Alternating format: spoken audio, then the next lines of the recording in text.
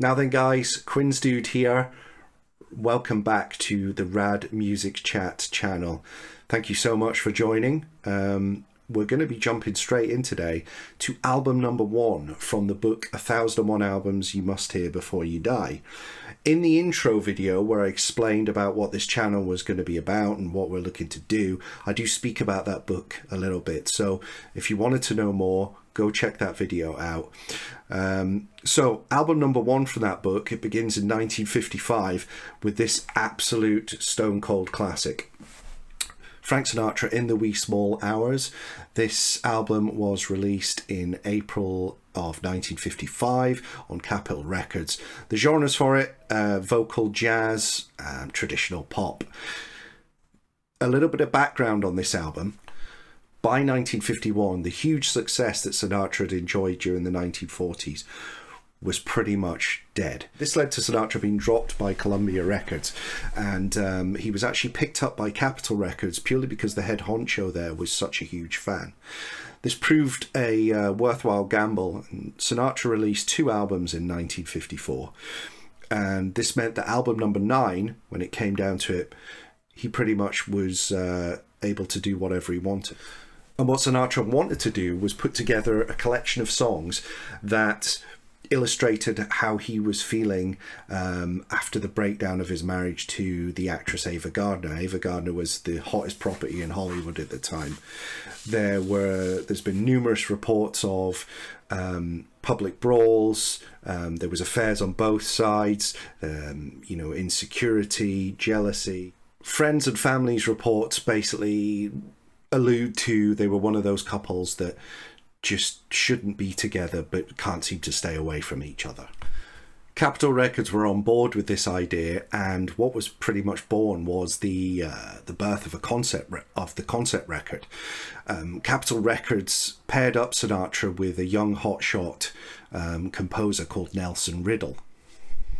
So what Riddle did is took Sinatra's choice of 16 songs that had already been written and recorded by other artists and arranged them in a way that suited Sinatra's vision for the album. And that vision was to be as maudlin and blue, for want of a better word, as possible, really showing where Sinatra's head was at after the breakdown of this traumatic relationship with Gardner. I love the artwork for this album. It's one of those albums where the artwork couldn't be more perfect for the record, for the way it sounds. It's smoky, as I said. It's blue. It's in the wee small hours. It encapsulates all that feeling of loneliness and middle of the night desperation. So yeah, Riddle's arrangements, coupled with Sinatra's vocal stylings on this album, are just absolutely sublime. And they're so minimalist. On most tracks, what you have is a harp, a guitar, and some tinkling of piano notes. There are some flourishes of strings on some of the tracks. One thing I really love about the flow of this album and the 16 tracks on show here is, there is none of it has the it's such a contrast to his what people think of Sinatra. There's not the swinging, there's not the cockiness, the showman, the arrogance, that Rat Pack vibe. There's none of that here. Highlights on this record, I mean, honestly, throw a dart from the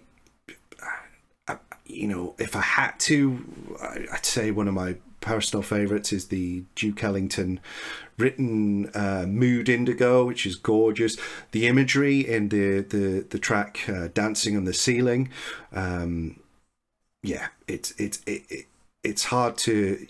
This album is definitely one of those records, like a good concept record should be, where it's best enjoyed as a whole in order of the way that it was put together.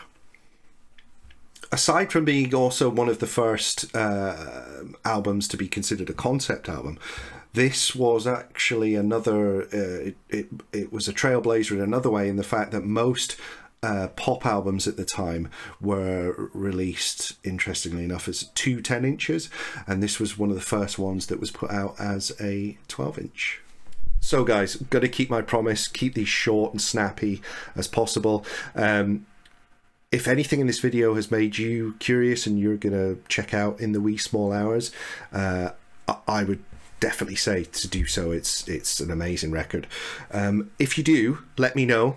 Let me know what you thought. Let me know if there's anything you think that I didn't mention, or anything that you perhaps, disagree with. That's what the channel's all about. I want to know what you guys are thinking, because there's nothing more really that I love talking about than music. So the next album we're going to do is album number 2 in the 1001 Albums You Must Hear Before You Die book, which is Elvis Presley's self-titled debut from 1956. So that's a massive one. So yeah, until then, stay rad.